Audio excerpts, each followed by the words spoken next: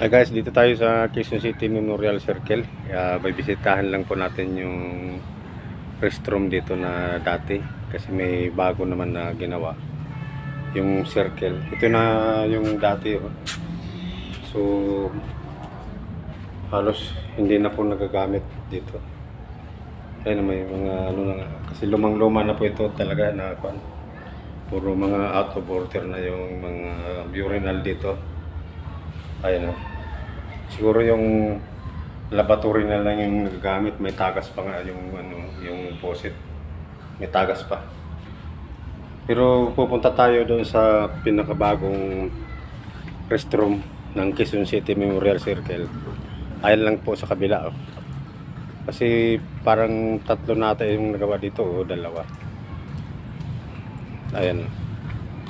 Medyo maganda na yung pagkakagawa dito. So, naalala ko nga noon, dati noon, may bayad pa yung yung CR pag umihi ka 5 piso. Pero ngayon, wala na. So, maganda ng pagkakagawa. Tsaka pati yung linya ng tubo, mapapansin natin yan, mga PPR na po yan. Yung pang matagalan na nagamit. So, ito na yung itsura ng bagong restroom dito sa circle. So maganda na talaga. Ayun, at saka laging malinis. Ang daming naglilinis palagi, dating malinis. So ito na yung magandang tingnan natin sa loob. So ito na po. Medyo lang kasi maulan. Napakaganda na ng dito sa loob. Ayun, pati mga urinal, magaganda na, laging malinis. Kung may nagmi-maintain talaga, saka wala na rin bayad. Yung pangbabae nasa kabila, napakalinis din po. Malinis yung pagkakagawa dito. So maganda na dito mamasyal sa pag inaabot ka ng halimbawa, naiihi ka or gusto mo magpunta sa restroom, malinis po. Palaging may naglilinis eh. Ito si ate, oh. Kasi naghugas ng paa mo. Oo, naghugas. Kasi maputik po sa labas, no? Naghugas ng paa ng mga bata. Dito.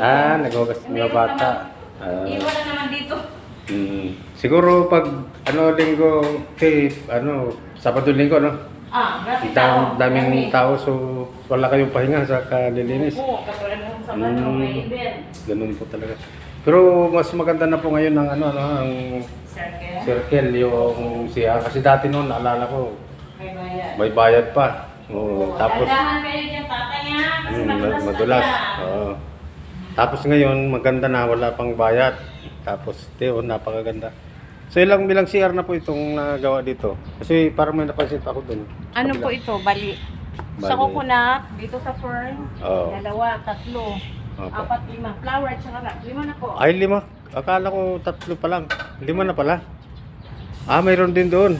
Opo, dun sa may Ang gaganda ng pagkagawa na. Kasi nung unang namasyal kami dito, ginagawa pa yung doon, nakasaklob pa ng tent. Kasi under renovation pa. Yung pangalan mo, te? Cora po. Cora. Si Ate Cora po, nandito sa circle. Sa YouTube po tayo.